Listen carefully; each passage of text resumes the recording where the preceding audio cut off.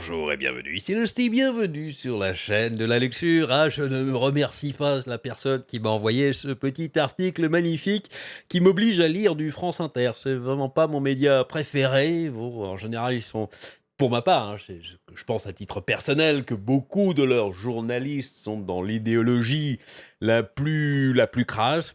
Mais bon, je l'ai lu quand même, hein, il faut quand même lire toujours avant de critiquer. Et oui, donc petite vidéo pour de sujets de temps en temps que je fais sur eh bien, comment dire, les nouvelles technologies et comment est-ce qu'il faut aborder tout ça, hein. Et on passe évidemment par là, on va parler de dessins animés. Et oui, ne laissez pas vos enfants regarder Peppa Pig, nous dit Redouane Tella. Et d'autant que je suis bien placé parce que Lusty, pour ceux qui ne le sauraient pas encore, Lusty est papa, et oui, d'un jeune enfant qui commence à regarder des dessins animés, donc ça me touche directement.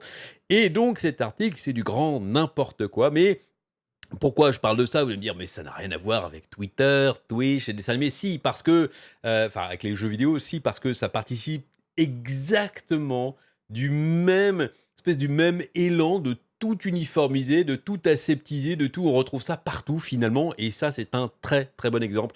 Ce matin, on se penche sur un dessin animé qui terrorise des millions de personnes à travers des parents à travers le monde, Peppa Pig. Alors, c'est vrai que pourquoi pas filer la métaphore de l'humour, mais terrorise, bon, ça me paraît un petit peu curieux quand même pour un dessin animé d'allier de la terreur. Alors Peppa Pig, je connais un petit peu, je regardais, c'est pas vraiment ce qu'on regarde ici prioritairement. Bref, moi, mon enfant préfère Oui Oui. Personnellement, ça, c'est chacun fait ce qu'il veut. Quoi qu'on pourrait trouver sur les mêmes réflexes, en fait, on va voir, on peut critiquer absolument tout. Peppa Pig, série anglaise, ça doit être pour ça. Peut-être que Red One, en fait, n'aime pas tout ce qui est britannique, donc c'est pour ça. Il faut absolument qu'il crache dessus. Série, oui, je viens de le faire. On peut critiquer très facilement tout. Je viens d'accuser, alors sans aucune preuve, sans rien du tout, le mec d'être juste anti-anglais. Voilà, c'est ça, c'est mon explication. Série anglaise qui connaît un succès planétaire depuis plus de 15 ans. Et c'est donc que c'est nul. Si les enfants et les parents aiment bien, c'est donc que c'est visiblement nul. Ou alors on est trop con pour se rendre compte que c'est nul. C'est un peu ce qu'il nous dit en substance. Aucun enfant n'échappe à Peppa Pig. Pour le mien, si, mais on a regardé un petit peu finalement l'autre jour, je crois.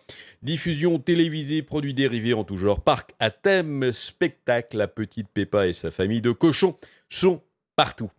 Chez nous, Peppa Pig est diffusée sur France 5 tous les jours à 7h55. Et là, je m'adresse aux parents qui nous écoutent. Soyez forts, soyez dignes, résistez. Alors, je n'ai absolument aucune idée de en quoi ne pas regarder un dessin animé qui ne nous plairait pas a quelque chose à voir avec la dignité. Entre le terrorisme et la dignité, là, le mec, il est parti dans un délire. Bref. Récupérez cette foutue télécommande et ne cédez pas aux caprices de l'enfant qui réclame sa dose de porcinet. Alors oui, il va pleurer, mais en le privant de ce dessin animé, vous ferez de lui une meilleure personne. Hmm. Ah, vous sentez où ça va venir là? Red One sait ce qui est bon pour vos enfants. Il sait ce qui est bon pour vos enfants. Écoutez-le et puis invitez-le chez vous à la limite, hein. Invitez-le à passer 15 jours chez vous et dites voilà mon enfant, vas-y, fais ton programme de bien-être. Je veux que mon enfant soit une meilleure personne. Vas-y Red One, fais-moi plaisir. Parce que je ne sais pas si vous avez remarqué, non, parce que vous êtes trop con, nous dit Redouane, mais la famille de Peppa Pig est loin d'être une famille modèle. Ah, la fameuse famille modèle qui, on ne sait pas du tout ce que c'est en fait. Moi personnellement, j'en ai jamais vu. Qu'est-ce que c'est cette famille modèle? Faudrait peut-être que Redouane nous donne un exemple de famille modèle, peut-être ses propres parents, peut-être sa cousine, sa sœur, je ne sais pas, il ne nous dit pas. D'abord, chez les pigs, on est terriblement sexiste et rétrograde. Aïe, aïe, aïe. Ça y est, les mots sont lancés.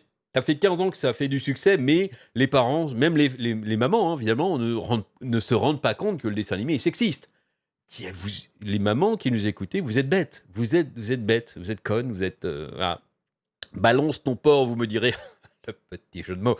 On n'en est pas loin quand même. Attends, le mec compare des balance ton porc, c'est-à-dire il y a des gens, quand même des hommes qui ont violé des femmes dedans, qui ont abusé d'enfants mineurs dans le truc, il compare ça à un dessin animé. Bon, après le terrorisme et la dignité, le mec, bon. Dans un épisode, il me donne un exemple. Maman Pig s'engage chez les pompiers. pourquoi pas. Et lorsqu'il l'apprend, Papa Pig sous-entend que sa femme s'est portée volontaire uniquement pour bavarder et siroter du thé. Et le pire, c'est que les scénaristes lui donnent raison. Un peu plus tard dans l'épisode, on voit vraiment Maman Pig et sa brigade bavasser autour d'une tasse de thé. Ceci dit, comment dire, les pompiers ont le droit de boire du thé.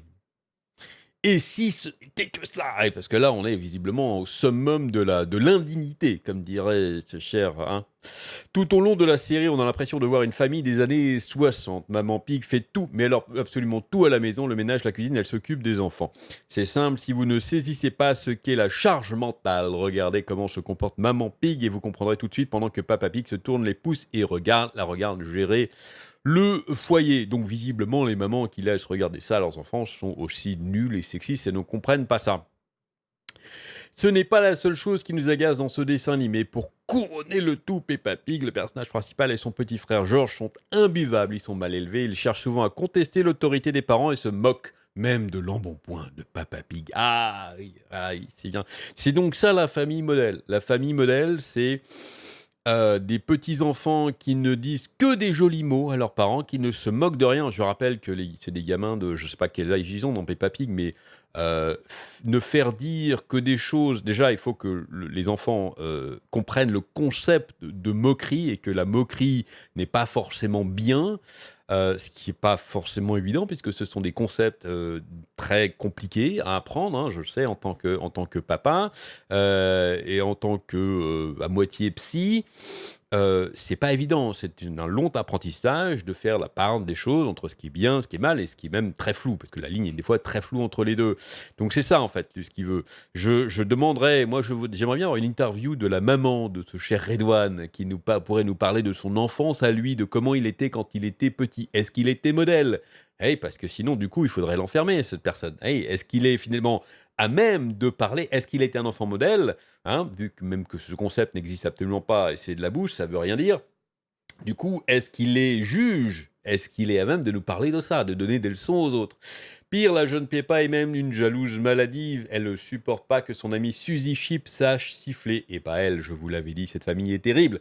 Et je crois que c'est ce qui la rend attachante. Elle est terrible comme n'importe quelle autre famille. Du coup, j'ai un conseil, ne laissez pas vos enfants regarder Peppa Pig, mais faites-vous un épisode de temps en temps quand ils sont couchés. Ça vous permettra de relativiser sur vos propres enfants et sur vos propres méthodes d'éducation. Non, alors déjà, cher Redouane, tu n'as absolument aucune leçon à donner de méthode d'éducation aux parents. Et justement, c'est très ça. Ce cher Redouane imagine peut-être que les parents mettent leurs enfants collés devant la télé à 8 heures du mat et les laissent regarder du Peppa Pig tout au long de la journée sans rien dire, sans rien faire. Il les colle comme ça, il leur dit regarde, c'est très bien Peppa, c'est ça qu'il faut faire dans la vie. Évidemment que non, évidemment que non.